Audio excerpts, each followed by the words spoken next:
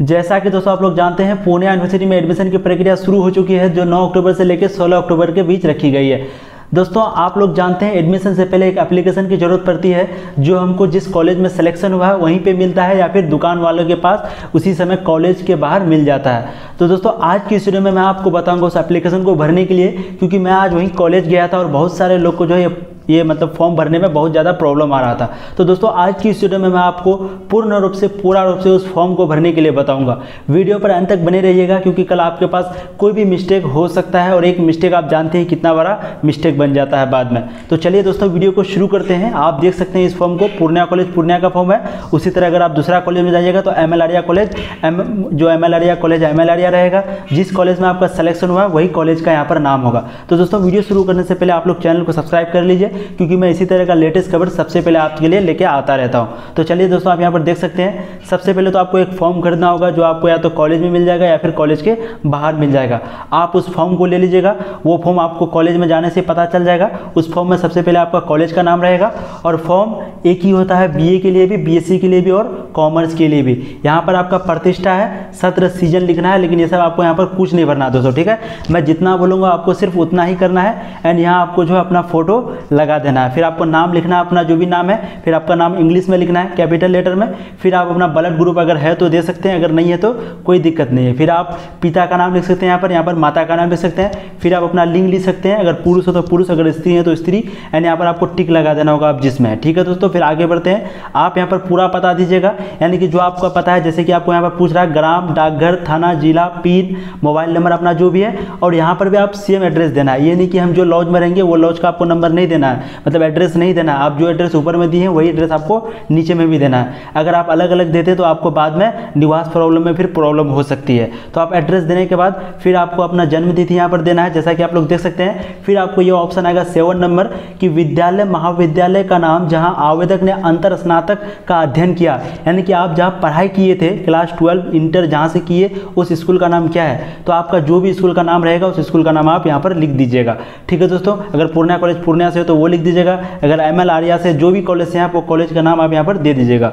फिर आप आगे देखिए 8 नंबर में आपका है छात्र कहाँ रहेगा। तो दोस्तों इसमें आप कोई भी टिक लगा सकते हैं, माता पिता का कॉलेज छात्रावास, यानी कि हॉस्टल या फिर कल्याण छात्रावास सरकारी हॉस्टल। लेकिन दोस्तों आपको कोई चीज़ में नहीं देना है, आपको देना है माता पिता के साथ। आपको लॉज भी नहीं देना है। अगर आप लॉज देते हैं कि मैं लॉज में रहूँगा तो फिर आपको सारा एड्रेस वहाँ पर लिखना होगा, जो आगे चल के प्रॉब्लम हो सकती है। तो आप अगर मेरा माने तो माता पिता के साथ दे दीजिएगा। फिर आप देखिए 9 नंबर में देख सकते हैं किस पाठ्यक्रम में नामांकन चाहते हैं। जिस भी पाठ्यक्रम में आप नामांकन चाहते हैं उसमें आपको टिक लगाना होगा। जैसे दोस्तों आप जानते हैं ऑनर्स पेपर आप लोग लीजिएगा, आप जो भी ऑनर्स पेपर लीजिएगा, अगर आप फिजिक्स लेते हैं, गणित लेते हैं, ज्योग्राफी लेते हैं, जो आप लेते हैं तो आप ऑनर्स पेपर तो यहाँ देना ही होगा ही। फिर उसके बाद जो 2 सब्जेक्ट लेना पड़ता है, जैसे ऑनर्स पेपर हो गया 200 नंबर का, टोटल होता है 500 का, उसमें से 200 नंबर का हो गया आपका ऑनर्स, और उसमें से बचा आप 300 में 102 सब्जेक्ट जो बचता है वो ले लेना है, और बचा जो 100 में आपको 2 लैंग्वेज सब्जेक्ट लेना है। या तो आप उर्दू ले सकते हैं, या हिंदी ले सकते हैं, या फिर आप इंग्लिश ले सकते हैं 50 मार्क्स का, ठीक है। अगर इंग्लिश, उर्दू, हिंदी कुछ भी अगर 50 मार्क्स का लेते हैं एक्स्ट्रा तो आपको यहाँ लिखना होगा। एंड नॉन हिंदी बच्चे वाले को यहाँ पर टिक लगाना होगा। नॉन हिंदी यानी कि जो मुस्लिम है या फिर जो हिंदू नहीं है उसके अलावा उसको यहाँ टिक लगाना होगा। एंड जो हिंदी बच्चे स्टूडेंट है उसको आपको यहाँ पर टिक लगाना होगा, ठीक है। आप लोग और अच्छा से समझ लीजिएगा। फिर आपका यहाँ नीचे आता है, यहाँ पर दोनों आप सब्जेक्ट का नाम लिख दीजिए। दोस्तों हम लोग तो फॉर्म के फ्रंट साइड भर चुके हैं। दोस्तों फॉर्म एक ही होता है, लेकिन उसमें 2 साइड होता है, फ्रंट और बैक साइड, एंड दोनों में आपको भरना पड़ेगा। तो हम लोग फ्रंट साइड भर चुके हैं। अब चलिए हम लोग बैक साइड को भरते हैं। बैक साइड को सबसे पहले आप यहाँ पर देख सकते हैं 10 नंबर शुरू होगा। 10 नंबर में आपको राष्ट्रीय पूछेगा, जो आप भारतीय हैं, एंड धर्म पूछेगा आप जिस धर्म से हैं, हिंदू तो हिंदू, इस्लाम है तो इस्लाम, या फिर मुस्लिम भी आप दे सकते हैं, विवाहित है अविवाहित, तो आप जो भी हैं वो आप यहाँ टिक लगा सकते हैं। फिर आप नीचे देखिए क्या आवेदक निम्नलिखित श्रेणी के अंतर्गत सही टिक का निशान लगाइए। जो SC ST हैं तो SC वाले को यहाँ टिक करना है, ST वाले को यहाँ टिक करना है, एंड जो BC 1 है उसको यहाँ टिक करना है अत्यंत पिछड़ा वर्ग में, एंड जो BC 2 है उसको करना है पिछड़ा वर्ग में, ठीक है दोस्तों। और जो महिला है तो उसके लिए तो एक ही ऑप्शन है सिर्फ महिला में। OBC आपको नहीं देखना है, अगर BC 2 और BC 1 देखना है, ठीक है। आप अपना जाति देखेंगे, वहाँ अगर BC 1 रहेगा तो अत्यंत पिछड़ा वर्ग, एंड BC 2 रहेगा तो पिछड़ा वर्ग, ST रहेगा तो आपको अनुसूचित जाति, एंड SC रहेगा तो अनुसूचित जाति, एंड ST रहेगा तो अनुसूचित जनजाति, ठीक है दोस्तों। ये भरने के बाद फिर आपको आगे बढ़ना है 14 नंबर में, जिला राज्य राष्ट्रीय स्तर पर खेलकूद अभिभावन चित्र। अगर आप खेलकूद से ये सबसे अगर रिलेटेड हैं तो ये आप फॉर्म भर सकते हैं, लेकिन ये नहीं होता अक्सर ज़्यादातर बच्चे। चलिए हम लोग आगे देखते हैं। 14 नंबर आप लोग को खाली छोड़ देना है। फिर आप देख सकते हैं इंटरमीडिएट 12वीं की परीक्षा आप कहाँ से विवरण यानी कि कहाँ से आप पढ़े थे उनके बारे में पूछेगा। सबसे पहले पूछेगा आप इंटरमीडिएट परीक्षा किस वर्ष दिए थे, तो हम लोग 2020 में दिए थे। जो 2019 में दिए वो 19 भरेंगे, जो 18 में दिए 18 में भरेंगे। आप रेगुलर हैं या वार्षिक, तो आपको यहाँ पर वार्षिक टिक लगा देना है। इसको आप नहीं भी टिक लगाइएगा तो चलेगा, लेकिन आप वार्षिक लगा दीजिएगा, ज़्यादा बेहतर रहेगा। फिर आप कौन सा डिवीजन किए, प्रथम किए, फर्स्ट डिवीजन किए, सेकंड डिवीजन किए, फोर्थ डिवीजन किए, जो मतलब थर्ड डिवीजन किए, जो भी डिवीजन आप किए हैं वो डिवीजन आपको यहाँ पर लिखना है। ठीक है दोस्तों, यानी कि श्रेणी में लिखना है। फिर आप देखिए ख नंबर में देखिए केंद्र आपका कहाँ पर आता है, यानी कि जब आप इंटर का एग्जाम दिए थे तो वो केंद्र आप कौन सा जगह पर था। पूर्णिया कॉलेज पूर्णिया, मिल्या स्कूल, आपका जो भी जिला स्कूल पूर्णिया जो भी आपका पढ़ा था वो आप दे सकते हैं यहाँ पर। ठीक है, जो भी कॉलेज केंद्र आप जहाँ 12 का एग्जाम दिए थे। फिर आपको कोड संख्या लिखना है, यानी कि रोल कोड, स्कूल का रोल कोड, जहाँ से आप इंटर किए हैं वहाँ का आपको रोल कोड भरना है, ना कि आपको उस पूर्णिया कॉलेज जहाँ पर सेंटर पड़ा था वहाँ का। आप एडमिट कार्ड अपना चेक कर लीजिएगा, वहाँ पर आपका जो रोल कोड रहेगा, कोड संख्या वो देना है, वहाँ पर जो केंद्र का नाम रहेगा वो देना है, एंड आपका क्रमांक जो इंटर का था वो देना है। ठीक है दोस्तों, आपको इससे एक भी बाहर नहीं करना है। फिर आप देखिए आपको प्राप्तांक, यानी कि आप टोटल कितना नंबर प्राप्त किए थे इंटर में। अगर 370 किए तो 370, एंड आप जितना भी प्राप्त किए वो आपको यहाँ पर भरना है। फिर उसी को प्रतिशत में निकालना है।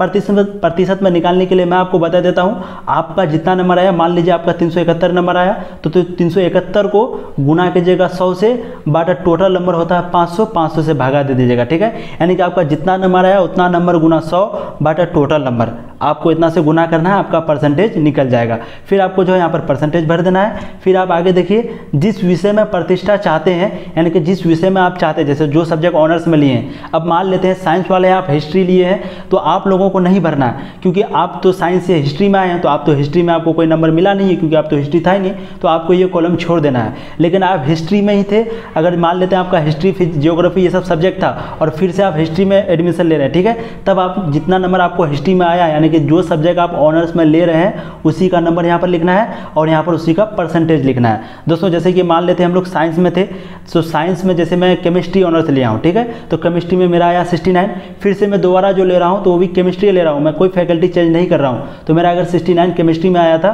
तो यहाँ भी मैं 69 ही % लिखूंगा। ठीक है, अगर आप फैकल्टी चेंज करते हैं तो ये आपको नहीं भरना होगा। फैकल्टी चेंज मतलब अगर आप साइंस से आर्ट्स में जा रहे हैं या कॉमर्स में जा रहे हैं तो आपको ये भरने की जरूरत नहीं है। लेकिन आप अगर वही फैकल्टी में हैं, वही सब्जेक्ट में जाना चाहते हैं, यानी जो आप इंटर में थे, इंटर मैट्रिक जो भी मतलब इंटर में जो भी सब्जेक्ट लिए हुए थे, कॉमर्स, बीए या फिर बीएससी, और आप दोबारा फिर वही सब्जेक्ट ले रहे हैं बीएससी में भी, यानी कि यूजी अंडर ग्रेजुएट में भी, तो आपको फिर उस सब्जेक्ट का परसेंटेज लिखना होगा। ठीक है, मान लेते हैं आपका फिजिक्स केमिस्ट्री मैथ था, फिर से आप जो है एडमिशन बीएससी यानी ऑनर्स जो करने वाले हैं फिजिक्स या केमिस्ट्री या मैथ से करने वाले हैं, तो आपको उस सब्जेक्ट यानी जिस सब्जेक्ट से ऑनर्स करना चाहते हैं उस सब्जेक्ट का आपको वहाँ पर परसेंटेज लिखना होगा।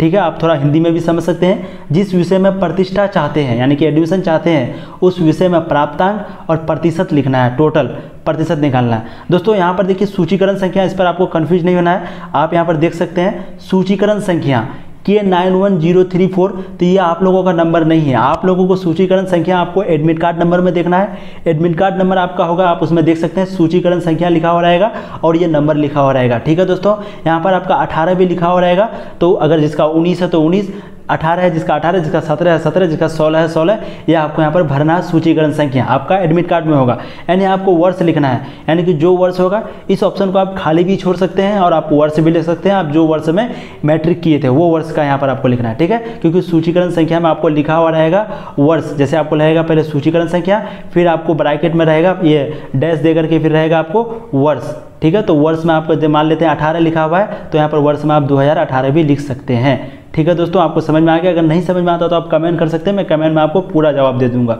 ठीक है, फिर अगर नहीं समझ में आ रहा तो वीडियो को रिवाइंड करके देखिए, आपको सारा चीज़ समझ में आ जाएगा दोस्तों। ठीक है, फिर आप आगे देखिए आईए, आईएससी, आईकॉम, यानी कि आप जिसमें भी पढ़ते थे, जिस फैकल्टी में भी पढ़ते हैं, आईए, आईएससी, आईकॉम में, तो उसमें से कौन कौन सा सब्जेक्ट था आपका, जैसे फिजिक्स था, केमिस्ट्री था, मैथ था, एनआरबी था, एमबी उर्दू था और एलएल इंग्लिश था। तो आपको ये जो है एडमिट कार्ड देख के लिखना है, यानी कि इंटर में जब आप एग्जाम देने के लिए जा रहे थे तो वहाँ पे एडमिट कार्ड मिला था, तो आपको इंग्लिश में ही लिखना है, ठीक है। अगर आप हिंदी में लिखिएगा तो NRB और MB उर्दू आपको फिर इंग्लिश में लिखना ही होगा।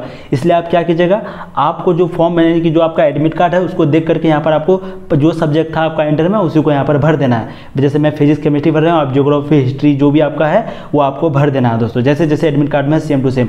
फिर आपको जो है ये ऑप्शन छोड़ देना है, ये ऑप्शन 18 नंबर वाला ऑप्शन आपको छोड़ देना है एंड 19 नंबर वाला भी ऑप्शन आपको जो है छोड़ देना है, ठीक है। फिर आप आगे देखिए, आपको यहाँ पर लिखना है मैं मोहम्मद, मतलब आपका जो नाम है, जो भी नाम है आपको वो नाम लिखना है एंड यहाँ आपको सिग्नेचर करना, आवेदक का हस्ताक्षर, आवेदक का हस्ताक्षर, इस पर आप ध्यान दीजिएगा। इसमें आपको सिग्नेचर नहीं करना है दोस्तों, ठीक है, अभिभावक नहीं, आवेदक यानी कि आपको करना है। तो आप जो है इस तरह से पूरा फॉर्म को भर सकते हैं। आप एक बार वीडियो को देख लीजिए, अच्छा से समझ लीजिए, क्योंकि आपका एक भी गलती हो जाएगा तो आपको अगर कुछ नहीं भी हो लेकिन आपको पछतावा बहुत होगा। उम्मीद है दोस्तों आपको वीडियो अच्छी लगी होगी, इसके लिए चैनल को सब्सक्राइब कर लीजिए, क्योंकि मैं इसी तरह का 3 साल तक आपको लेटेस्ट खबर सबसे पहले देने वाला हूँ, इसी तरह का नॉलेजेबल वीडियो।